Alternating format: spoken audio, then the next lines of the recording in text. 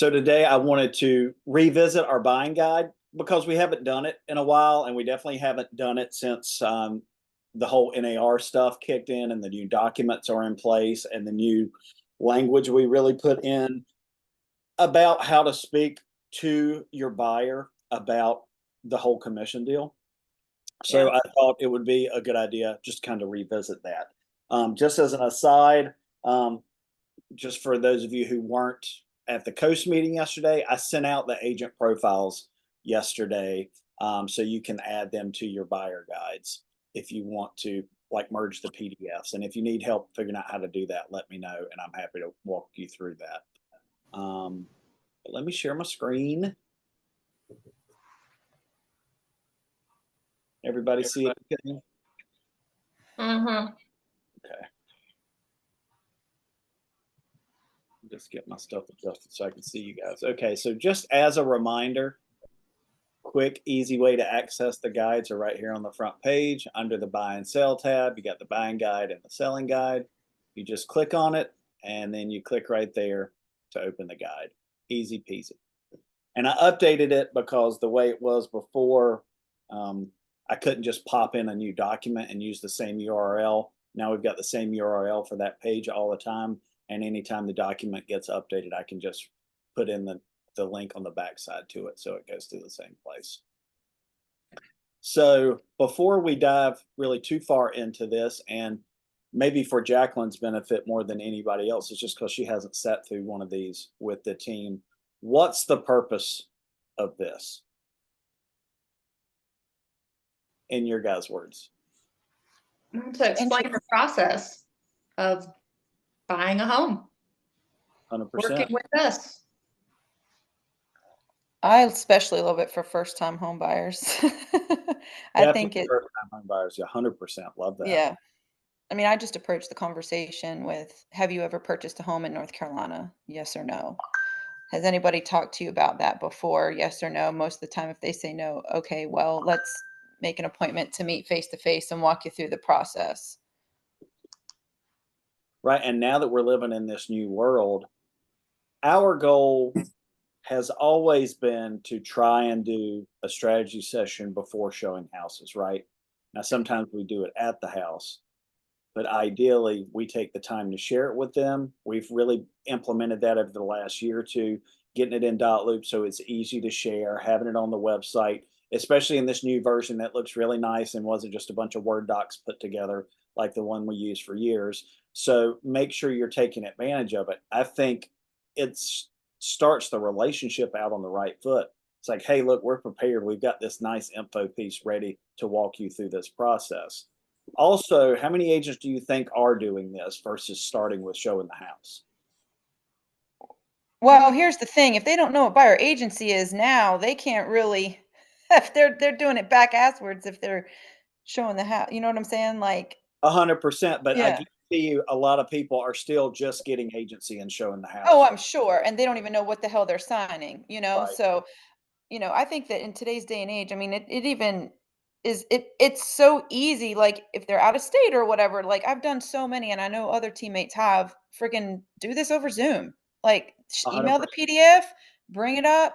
So I always say, hey, this is not something that you have to read word for word, like before we meet, but you'll have it for reference. We'll go through it. If you want to skim through it and jot down some questions, and if I don't answer them while we have our meeting, let's address your questions at the end. But by the end of the meeting, they should know how to buy a house in a So, nutshell. well, 100%, they should be completely prepared. And the point is, you're getting them there, you're providing that value. You're not just jumping into showing houses. And it should be even easier to set an appointment for a strategy session now because what you're going to want to tell them is, with the new rules, we have to have an agency agreement in place before I can show you a home. So what we need to do is sit down and go through our strategy session so I can explain that to you before we go and see homes and you sign the document. Makes sense? Of course it makes sense. All right, so let's do that. So, if you want to show a house at 2 o'clock, meet them somewhere at 1:30 nearby and go through the buying guide if you can't do a Zoom or something beforehand. You know what I mean? So I think it's important to start out with this. Make sure you share it however you want to share it. Get it in front of your people. The whole point of it being in Dotloop is so we have a record of you sharing it, because the North Carolina real estate documents that are in this are required to be shown to them per the agency agreement. So when you share this with them through Dotloop, we have a record that you shared those documents with them. So when they sign the agency agreement. So if they decide if they decide to not view it and go through it, but you've had That's on conversations over the them. phone, it's on them. Okay, but if they don't view it, but then they sign agency, that's on them saying they decided not to read it. You shared it with them. That's right. Okay. So it's our job to share it with them. So I think it's always important to start with our mission. Our mission is really important to be able to tell people what we're here for. We're not here to sell you a house, right? We're here to help you achieve your goal. We're here to give you the information you need, the guidance and knowledge, so you feel comfortable and confident making this huge decision. We help you disseminate all the disclosures, the entire process. We help you disseminate all the market data so you know if you're paying a fair price.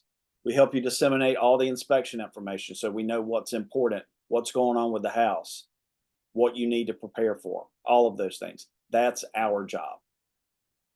Provide the information, help them understand the information, help them feel comfortable and confident about the decision they're making. I think I'm getting ready to get a delivery. So Janine, I'm going to get a couple of you to jump in and walk through some of these sections while I do that. I like to talk about our history a little bit. We're a small business. We're a family business. We're like a boutique, real estate shop. We're not one of the big guys, and we're fine with that because we're just families representing families, right? So I think it's good to be able to tell people where we come from. Again, you don't have to read it page by page. You do want to make sure that you hit on why buyer agency is a benefit to them. So they understand, hey, I'm not just signing this because I have to see a house. This is the purpose of it. It exists between us to protect you. And these are all of the things that I'm going to do for you per that agency agreement. Loyalty, obedience, accounting and dealings, disclosure, confidentiality, reasonable skill and care. I'll be back in just a second.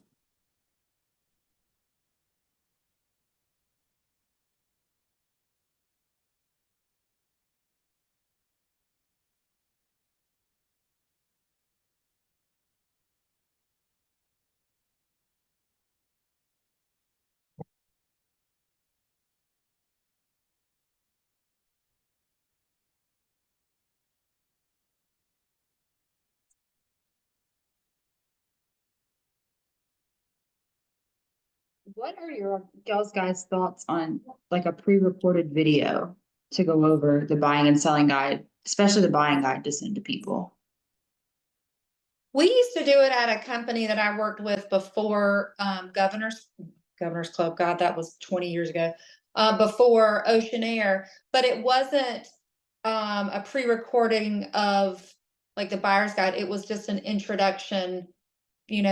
If they hadn't met you before, if it was like just a lead or something like that, to put a face with the name. So, I mean, I don't see why that wouldn't work too. But I guess the goal would be to do a Zoom or something. So I don't know, but if you can't, then yeah, maybe. Thanks for your patience, guys. Sorry about that. What were y'all talking about? I was asking everybody's thoughts on like a pre-recorded video going over the buying guide to send to people, and then maybe have a conversation afterwards to kind of go over questions that they have if you have a hard time getting them on Zoom or meeting them in person. I think that's a great idea and something you could probably film in about 15 minutes because you're not going to want to read through every page, but you can just kind of preface what each page is as you go through and then say, hey, I'd love to have a more in-depth conversation with you about this. That's a great idea. Okay, cool. You should do one and share it with us so we have one to model. I'll see what I can get together.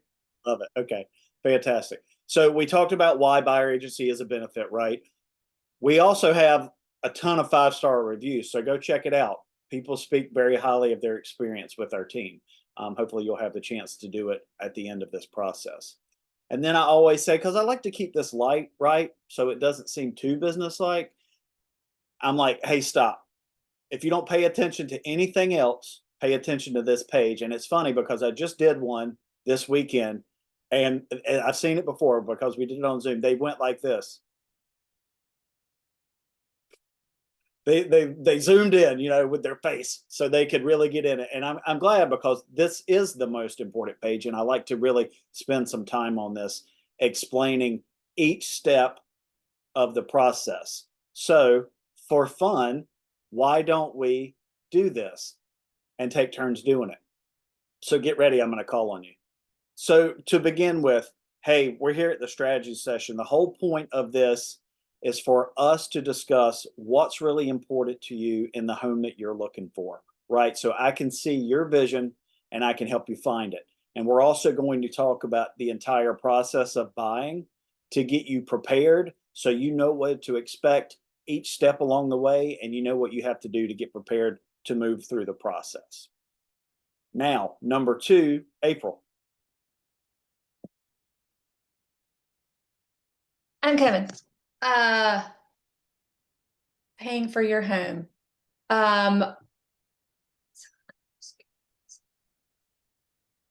wait, hang on. I had you on my phone. I'm sorry. Go to somebody else. I'll do number 3. You don't need to be able to read what it says. It's just paying for your home. So you know what that means. Oh, well, you have to pay for your home. I don't even, I'm sorry, I wasn't paying attention. I love putting people on the spot like this. So this one is really easy. We got to know how you're going to pay for your house before you can make an offer on one, right? So are you paying cash or you're planning to get a mortgage? All right, you're paying cash. Then what we'll need is proof of funds, something that shows enough in your bank account and your name on the account to submit with the offer. No one is going to review an offer from us without proof of funds or an approval letter or pre-approval letter from a lender. You're getting a mortgage. Okay, have you talked to a lender yet?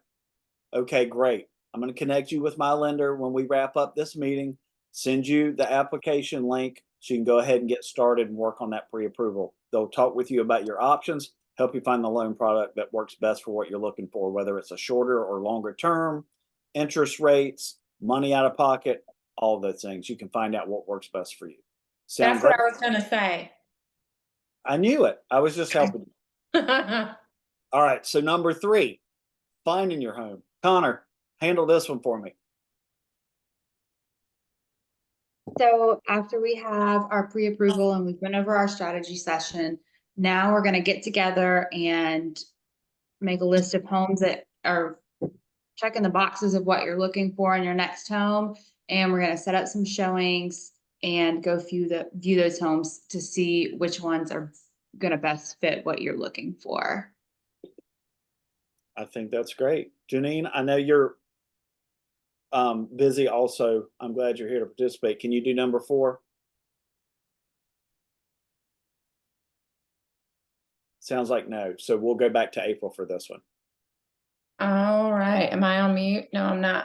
All right. So after we have found the home that you are wanting to put an offer on, we have to write the offer. So we have to take into consideration all the things that we've discussed previously with how you're going to pay your home.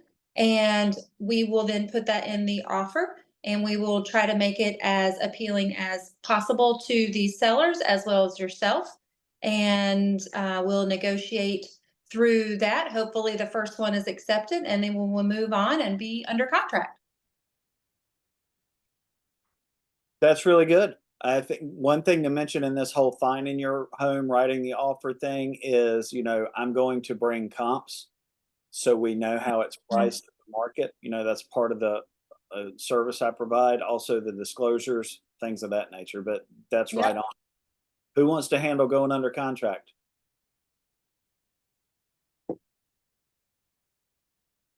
I'll do it. So No- now no that we pressure, but have- this is probably the most important one. Okay. Now that we have written our offer, we have come to terms and agreed, we are now under contract. So now that we are under contract, we are going to begin our due diligence phase. And now is the time where we would do all of our inspections, get the final approval for funds, and make sure everything is lining up. So that way, when we get to the closing day, we have no issues as far as contracts and inspections and everything go. That's really good, and all of that is correct. But you kind of did 5, 6, 7, and 8 all together. So let me give you my take on 5 to see if it's helpful for you guys. Once we go under contract, you need to be prepared because 2 amounts of money are due. And we'll negotiate these as part of the contract, but you need to understand what these are. The first is the due diligence money, right? So a typical closing is about 30 days if you're getting a loan, maybe less if you're paying cash. As part of that 30 days or whatever, you have what's called a due diligence process. That the length of the term is negotiable, but I usually like to aim for 3 weeks. This is what happens during that process. If you're getting a loan, we're going to have an appraisal done. We're also going to have home inspections done to see if there are any items that we need to negotiate repairs. Remember, sellers aren't required to make any repairs in North Carolina, but a lot will negotiate in good faith if there's things they aren't aware of. And negotiate means maybe they'll make the repairs or maybe they'll give you a credit for you to make the repairs after closing on your own. Maybe you can do it yourself and you just want to be compensated for the materials or whatever, or you can hire somebody you want to. For that due diligence period, though, due diligence money is due because you're basically buying that time from the seller to take the house off the market, right? So if you walk away during that period, they're compensated for that time that they couldn't sell it to anyone else. Now, again, that amount of money is negotiable and it really depends on how long the house has been on the market, price point of the house, if we're in multiple offers. I would plan for a minimum, depending on your area, of $2,000, $1,000 maybe at the coast based on what we talked about yesterday. If you're $400,000 plus, I'm probably saying $2,500, something like that. But again, if it's been on the market for a month and there are no other offers, of course, I'm going to try to put as little on the line for you, right? But this is really you putting skin in the game to due diligence. You're saying, I'm willing to bet this much money that I'm going to buy this house. And the seller is compensated again for that if you do walk away because that money is not refundable. The thing is, you get that back at closing as a credit. So it's not like you're paying this money above and beyond the price of the house. You get it as a credit towards the money you need to bring to closing. Okay, any questions about that? Okay, great. The second amount of money is the earnest money. Okay, now unlike the due diligence money that goes directly to the seller, the earnest money goes to the attorney, right? It's negotiable also, but it's typically 1% of the purchase price. All right, so say we're looking at a $400,000 house. I would plan for $2,000 due diligence money, $4,000 earnest money. That's $6,000 total that you need to have immediately after we go under contract to deliver. Are you in a position to do that? Can you get in a position to do that? Okay. The earnest money covers from the end of due diligence until closing. So 30-day closing, first 21 days due diligence, covered by the due diligence money. Day 21 to day 30, earnest money period, covered by the earnest money. The earnest money is refundable if you terminate during the due diligence period.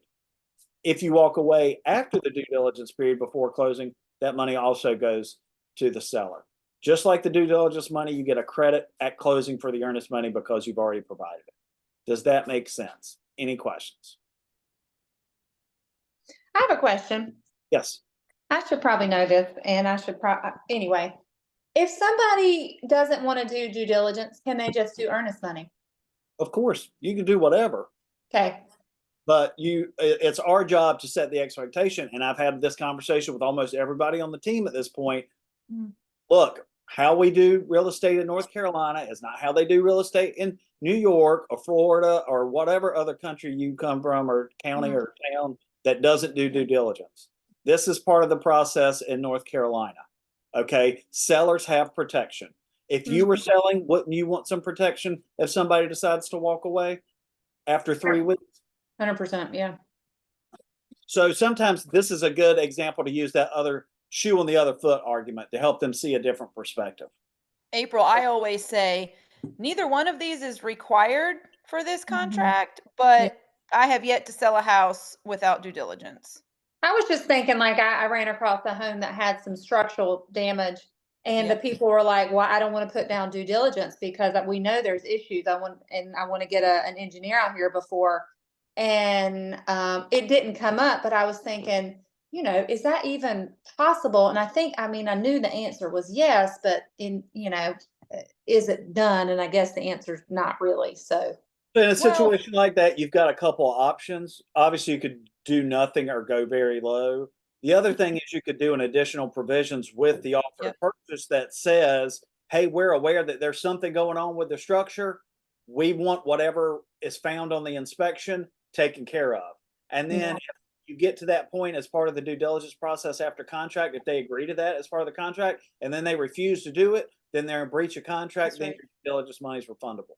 yeah. okay, all right. Yeah, I always tell people the only way to contractually make a seller do anything regarding repairs or work or whatnot is to put it on that additional provisions addendum, like Doug said, so the buyer's protected. So if they change their mind, tough shit, like Yeah. they're in breach, and Right, and then the because the buyer can get additional the money back. provisions makes it part of the offer, Correct. unlike the due Gotcha. diligence, which Yep. the DD request, which is agreed Yep. to after you're already under contract. Yeah. Okay. Yeah. All right. That makes sense. Okay. Um, Connor really hit the rest of it pretty good. Did anybody else have anything else to add to that? I would add about the final walkthrough. I'll also add that they're probably not going to get their final numbers until about 3 days before closing. That it's important that you have to wire the money to the attorney. So check with your bank and make sure that there's no limit that you can do in one day, or that you don't have to originate the wire in person from a branch, things of that nature. I know somebody had to drive from Wilmington to Arlington, Virginia one year because there was no Chase Bank in North Carolina back then. Yep. So remember, that's things that you are prepping them for. That's our job to prep them for. So make And you sure. guys really make sure that you reiterate to your clients that you are 100% not allowed to be any part of any kind of wiring, communication, instructions, email chain, forwarding, anything. It's directly between the buyer and the attorney. You will tell them, hey, this is the attorney. I'll give you the contact information. And usually the attorneys are good about reaching out anyway to the buyers, but you can't have anything to do as an agent with the wiring process. That's a big no-no. Well put. Okay. Things to consider when buying. Most of the time I'll revisit the agency. Remember, our next step is to sign agency before we go see homes. Here are some great benefits of buying. Here's some typical expenses, which we'll get to a little bit further down in this presentation, but just to make you aware of. Let me stop you before you move forward, because I haven't sadly had a showing since the new rules have gone into effect, that I've needed another buyer agency sign.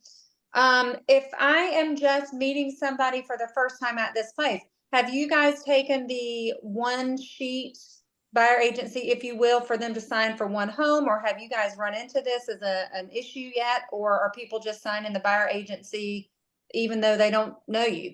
I mean, I've told them it's required. So Okay. you want to see the house, you have to do it. You really need to get it signed before you. I understand that, but I guess my thing is, are you doing it for like the 6 months that we normally do? or Oh, are I you do. doing it- Absolutely. Okay, Yes. Unless you All get pushback, you absolutely should. Yes. okay. I guess the question was, have you gotten any pushback also? So that's good to hear.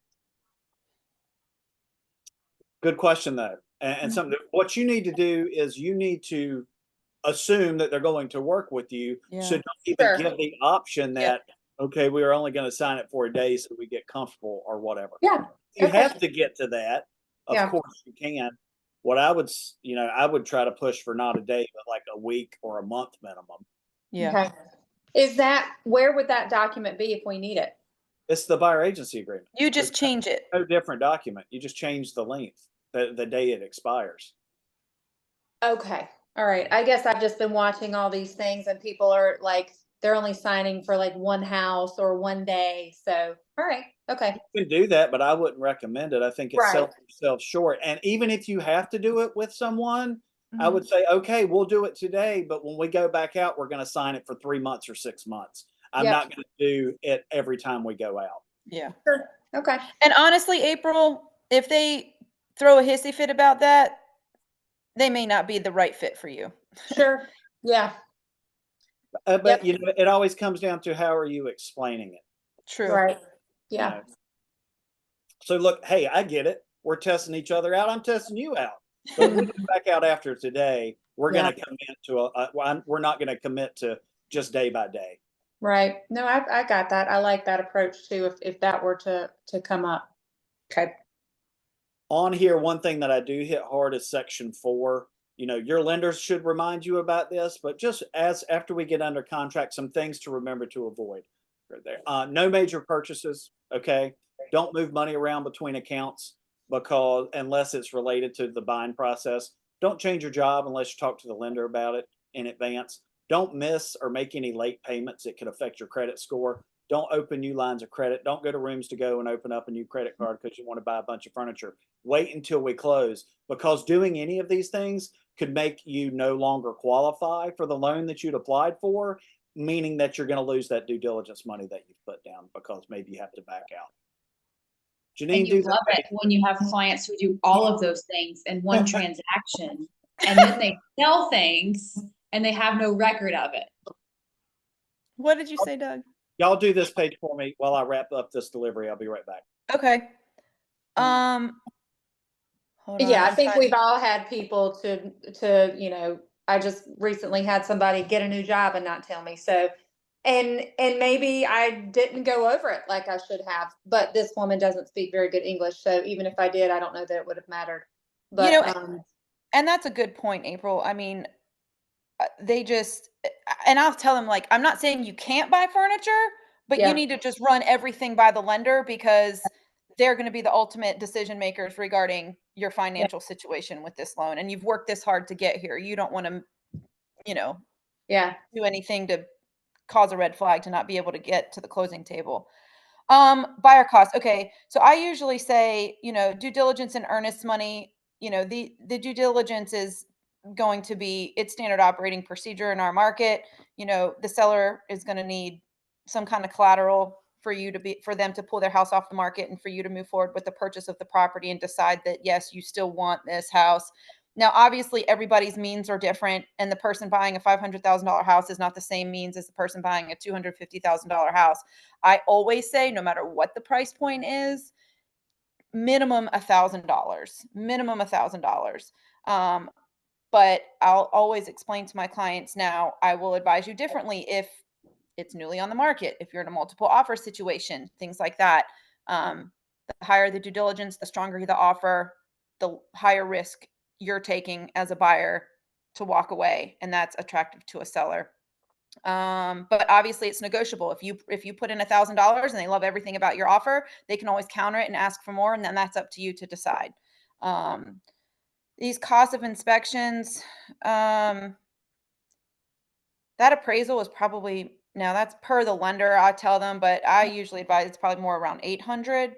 Home inspection, that's going to be dependent upon age, location, trip fees, all of that. I'm telling my people between $350 and $450. I think my people in Leland with Sean was like $375, I think, and that was for a townhouse, a new construction. So I would say that's $325 is probably low. I know he might I had charge. one at 325, but it Oh, was you did?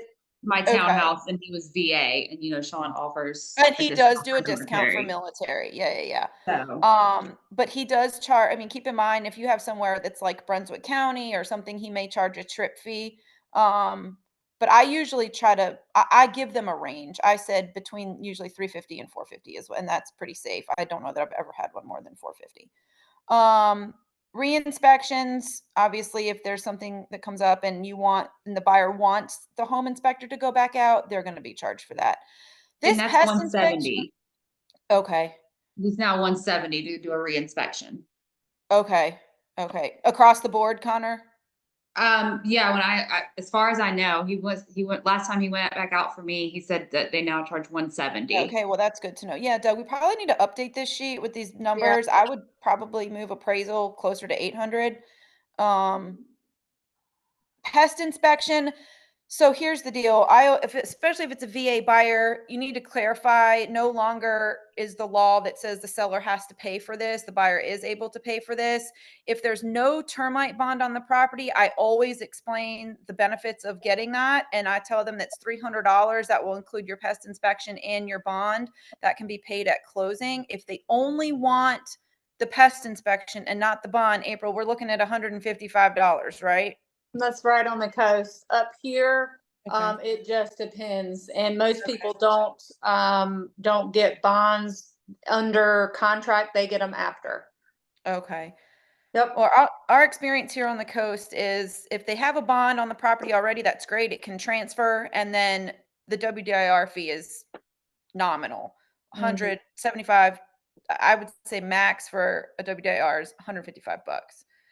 Yeah, that Septic, definitely needs to be updated. yeah, septic is on the money. I feel Mhm. like 175. Yep. Roof, if you get it done, I know Al here does free roof inspections and then gives Yep. his, he's great. He goes out for free. I always use him. I've Mhm. never had a well.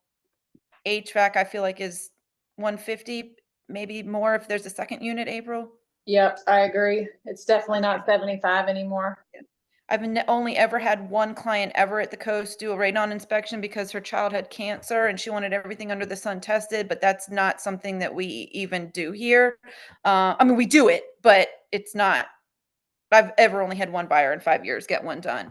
They can do it if they want. April, I don't know how much it costs. It's 150, I think, or 175 up here, and generally 95% of the people get radon up here. You guys have basements there. Sean does them here though if they want them. Yeah, he does. Okay. Yeah. Survey, that's going to be, Doug, I'd probably say survey needs to start around 600 here. If not 7, yeah. If not 7. And that's on the low lot size Mhm. price. Elevation cert, those are expensive if one is needed. Usually if you're in a flood zone, you're going to know that before you write the offer. And I always get the elevation cert before I write the offer. So will the seller have the elevation certificate Yeah, already? so yeah, they should, because if it's in a flood zone, they had to have it to buy it, to get homeowners insurance and flood insurance. And so like my beach house that I just sold in Surf City, I just asked for it and passed it on to the homeowners insurance agent so that they could quote my people. And yes, they did have it. And if the agent's really good, it'll be an MLS if it's in a flood zone. Okay, cool. And the homeowners insurance people, like, I don't know how to read those things. That's for homeowners insurance people. They will, and lenders and attorneys, they'll let you know if you need a new one. But I feel like a surveyor company gets those, Doug. I don't know. And it's completely different. The Triangle, we have absolutely nothing to do with them down here. It's all between the lender and the attorney. Yeah. When I started working at the coast, I was like, why am I involved in this? Yeah. Because I've never seen one before. Had to do Oh it. yeah. So it's Yeah, because the homeowners agents will usually say, I need an EC. I'm like, okay, let me get it. And I usually know if I'm in a flood zone, I'm going to need it anyway. So I just ask for it. but the fee for it is very low. I mean, Is it? Okay. it's 2 figures. It's usually Okay. like 15 or $25 or something like Okay. that. Okay. I've never had to Doesn't even really order need one. to be honest with you. Yeah. So commissions. All right, this is one of the big parts about this. So, hey, maybe you've heard there were some changes in real estate this year stemming from this lawsuit for the National Association of Realtors. So give me just a second to explain it to you, just so you understand how it impacts going forward. So a new rule means that they are no longer allowed to display buyer agent commission in MLS. So commission has always been negotiable. Very often it has been offered by the seller or by the seller's agent as part of a transaction. It's still being offered. The only thing is now we have to go and ask and find out if it is. Now, As part of that, we expect a certain amount, which is listed in our buyer agency agreement, which we will get to. That amount for us is 2.5%. So in the event that a seller or the listing agent is not offering 2.5%, then it's going to be incumbent upon the buyer to make up that difference. So if they're offering 2, that means 0.5%. If they're offering 1, that means 1.5%. If they're offering 0, that means 2.5%. Now, we can negotiate as part of the offer to ask the seller to pay that, so you don't have to pay it out of pocket, or to offer some sort of, seller concessions, so you can use that to pay it at closing. However, if you are not in a position to pay that, then we need to discuss finding out what they're offering before we see a home to see if that's going to be a deal breaker for you on that specific property. Does that make sense? I like that. Like it. So that's the commission piece. The other piece is now we're required to have a written agreement in place before we can show you any home. And the purpose of that is to make sure that you understand how the commission structure is and that you understand how I'm compensated, and there's no confusion about that before we even start the process. So it's really to protect you, it's to protect us. It's so we're all on the same page and there's nothing unknown as far as at least what the expectations are. Any questions about that? I got a question. Yes. Are you finding, again, since I haven't had any showings, that listing agents are telling you what the seller is offering, or are you hearing present your offer and then we'll tell you? Because I've also So I heard booked that. 2 showings this morning for this weekend, and I emailed them both. I've heard back from one so far, and they said 2.4%. Okay. All right. So Connor, what I've do you always think I'm sorry. gotten a response. Yeah. Well, I guess my question too, and I'm not trying to be negative, Nelly, I just want to be prepared. So a lot of people on the Face Insta chats that I follow are saying, it doesn't matter, bringing in the offer and then, work it out. But in my eyes, I'm like, no, that may not work for all of the buyers. So, okay. I was just wondering if that was the norm or if people were actually telling upfront what was provided.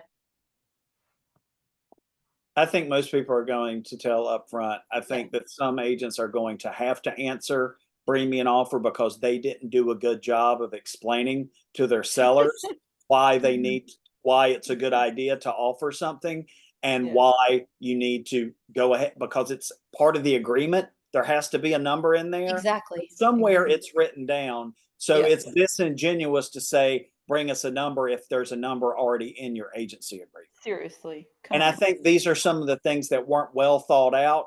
I noticed another thing that I've thought about too. It's you have to put, if you're doing dual brokerage, what that percentage is in your buyer agency agreement.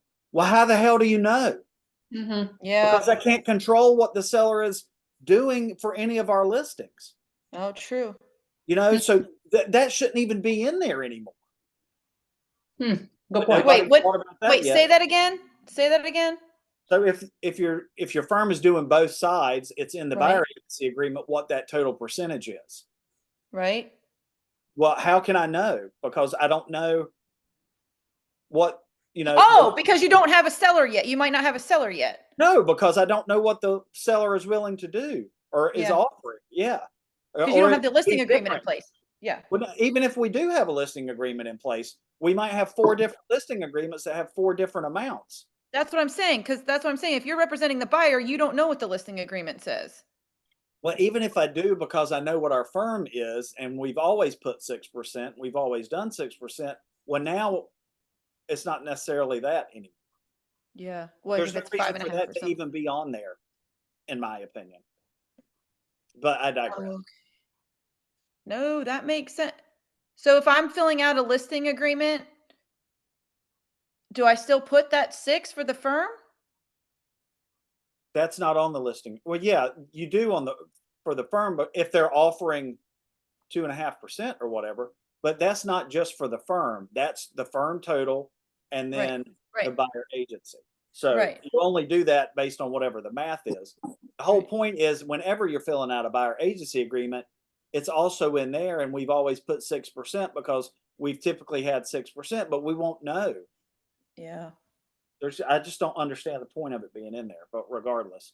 So This in is that what case, would we just go back and edit that line if it ends up being a designated duel? I reckon. Sure, Okay, whatever. okay. It's such a waste of time. Freaking Anyway, nuance. Yeah. work with So us. much, there's so much nuance. Yeah. So this is why you need to make sure that you're really articulating why representation is important. So again, this is why you're hiring me. This is why you sought out an agent, right? Because you want someone that has the market knowledge.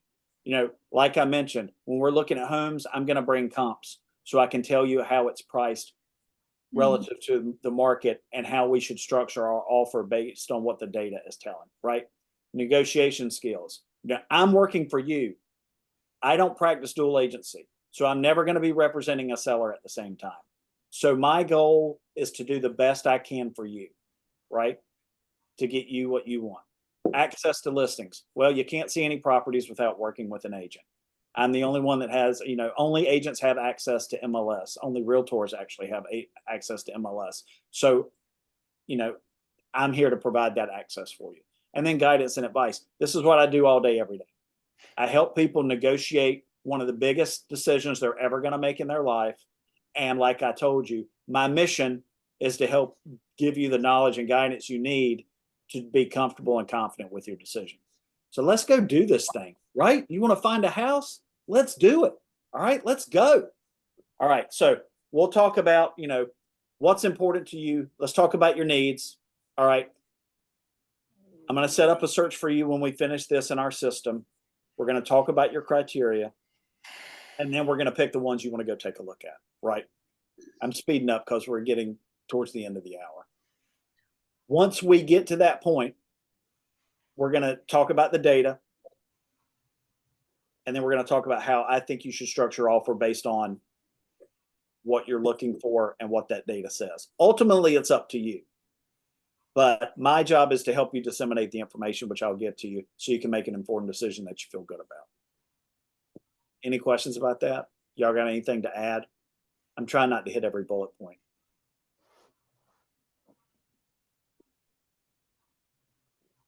I'll take that as a no. Forms. So a couple of things that I have to share with you. First is the working with real estate agents disclosure form. So we've talked about different types of agency. I'm going to represent you as a buyer. The seller has the listing agent, right? In North Carolina, like I mentioned, dual agency is allowed, but we don't practice it. I'm never going to work with you and a seller on the same property. However, our firm can do that. So the seller could be represented by another agent on our firm. If that happens, it's called designated dual agency. Now, why do we do that even though dual agency is allowed? Well, we think it's a conflict of interest for one agent to represent both sides. So that's why we choose not to do it, even though it's allowed. Because we want to give all of our attention, all of our loyalty just to you in one transaction. Does that make sense? I mean, that's what I would want if somebody was representing me. And, everybody's like, oh, yeah, that makes sense. You guys have been there. But make sure you say it. Because in a way, when they're agreeing with you, they're saying, yeah, this person gets me. This is the type of person I want to work with. They're looking out for my best interests. So make sure you articulate that. Okay, well, I'm required to have you sign this, just saying that I disclosed it to you. You can see right here at the top, this form is not a contract. Next step is the offer. I don't go page by page in the offer, but I do hit the first page to restate about the due diligence and earnest money, right? So seller and buyer, we'll put your property address here, the legal description in the tax record so the attorney gets the deed right. And then remember the monies we talked about? Here's the purchase price. Here's that due diligence amount. Here's the earnest money amount. And then this, take these two away, is what you owe for the house itself because you're getting a credit for those at closing. Any questions about that? We'll also talk about that due diligence period length, the closing date, all of those things to make sure it works out okay. I don't typically talk about the personal property, any of that stuff when I'm going through the offer to purchase. I do that when I'm in the house, when they're looking at the refrigerator. or when they're looking at the washer or dryer, to point out so it sticks with them there because they've got their hands on the dryer or whatever. You know what I mean? Hey, just so you know, since you're looking at the fridge, there are typically 3 things in a property that people want that don't convey automatically. That's the refrigerator, washer, and dryer. They're considered personal property. So if you want them, we just need to make sure we write them into the offer, right? The microwave that's hung under the cabinets, the dishwasher, the oven, all of those convey automatically. They're considered fixtures. Any questions about that? Okay, great.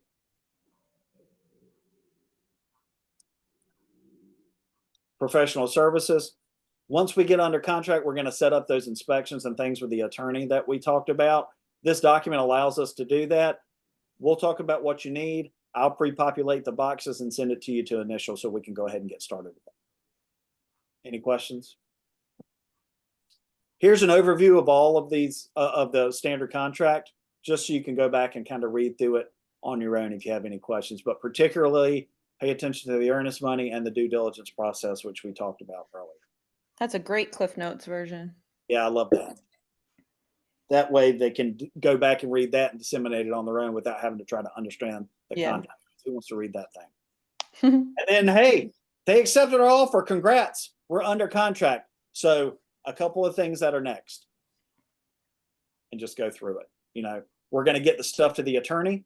We're going to get the stuff to your lender so they can get started doing what they need to do.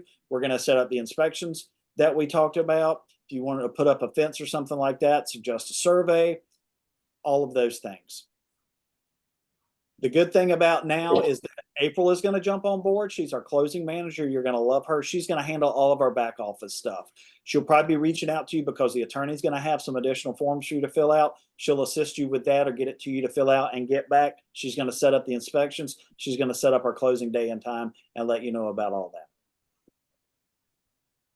We also have a great utility concierge. They'll reach out to you about 2 weeks before closing to just help make sure that you get all the utilities and everything set up you need. There's no charge to you. It's completely free to you. And they're just there to help make sure you know who to talk to get all your stuff set up. And that's it. Any questions?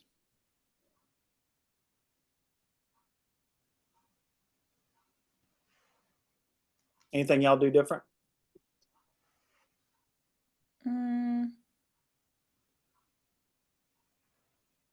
I usually just say, I know that this was a lot. Do you have any questions? And I mean, depending on the situation and the buyer and the urgency and their time frame and all that, like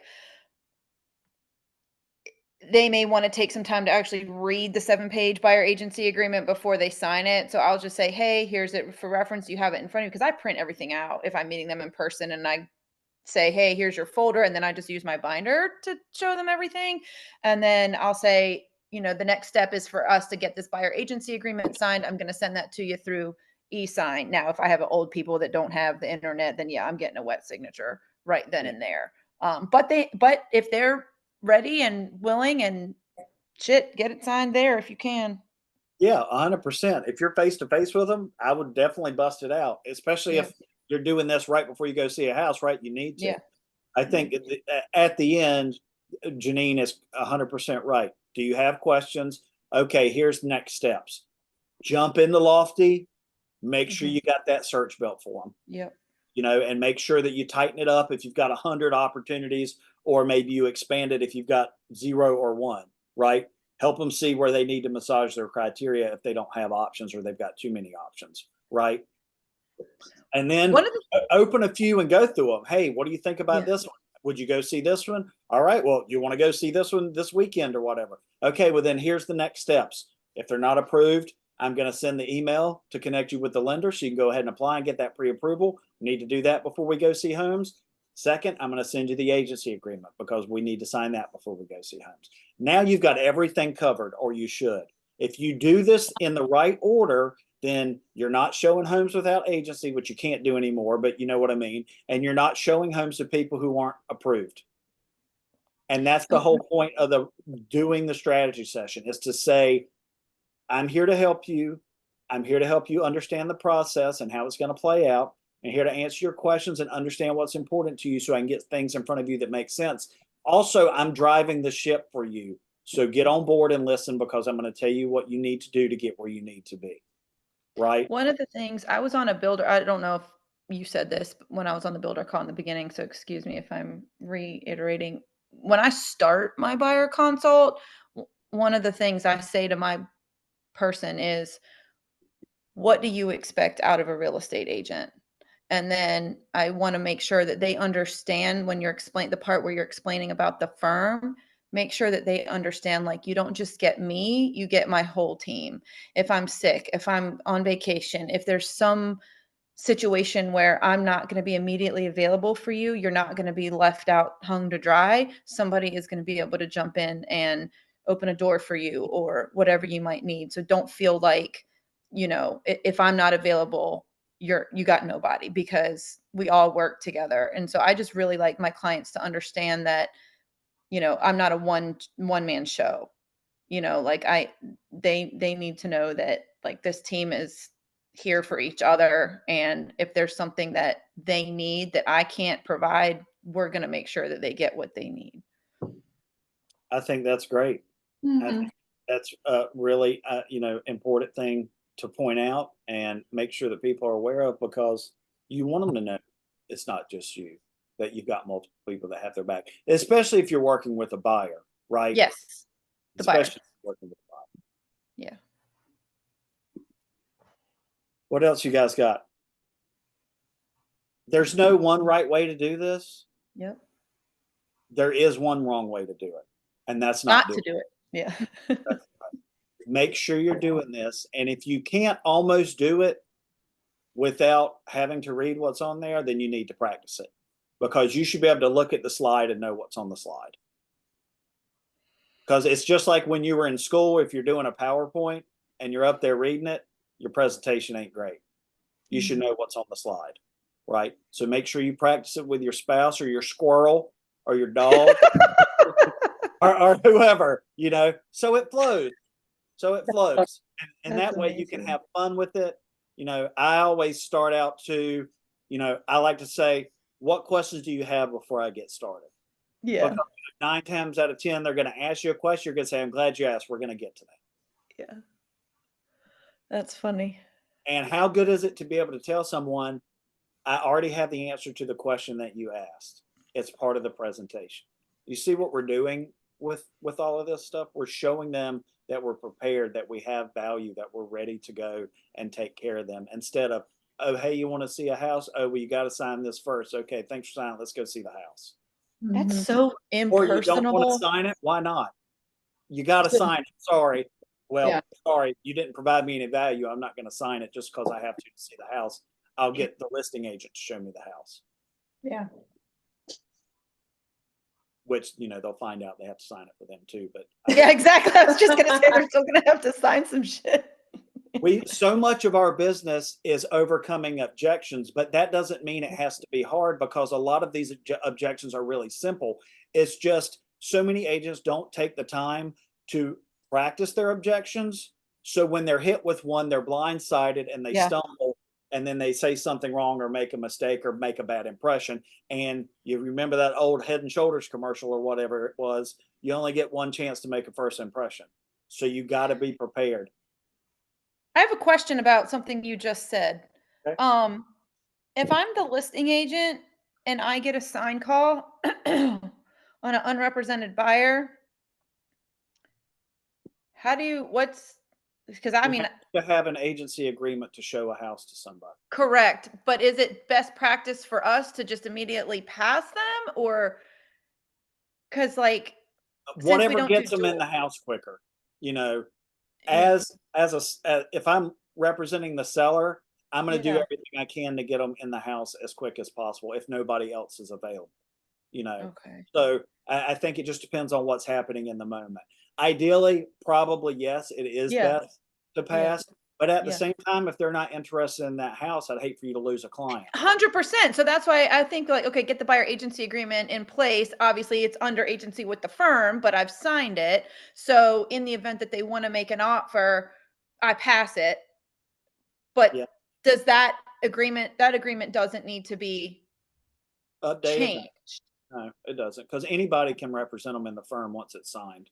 no matter who signed it? Right. Okay. Yep. Okay. Yeah. So, yeah, I mean, that's a good question. Yeah, I think it really depends on what's happening in the moment. You know, as a seller or as a listing agent, you know, part of the benefit of listing a house is you potentially get leads from it, right? Yeah. So, you know, take advantage of that. But if you're going to show it to somebody, you need to be very careful Yeah. about setting the boundaries for, unless I know that you're interested in making an offer on this house, please do not talk to me about financials. Okay. Because I only represent the seller and someone else on my firm will represent you if you make an offer on this house. If you're looking for something else, I got your back. Feel free to ask any questions about the property though. Of course. Yeah. I can answer any questions about the property. Okay. Great point to bring up. Connor, you got anything? And Connor, how did you handle the open house with the new stuff? Did you get pushback with that, with new buyers coming in? I don't think I've done an open house since the new On stuff. Rosebud? You didn't do one on Rosebud? Oh, it was probably before the stuff. I Never think it mind. was before, Okay. but So yeah, how does This that is more. work? We ask them if they have an agent, and if they say yes, then we don't have to get them to sign anything? Or open houses are, I believe you can do them without having something signed, correct? I'm going to stop the recording real quick just because we're kind of moving off topic. So let me do Okay. that. Yeah. Okay, this is complete bullshit. They expect us to get hold on, never mind.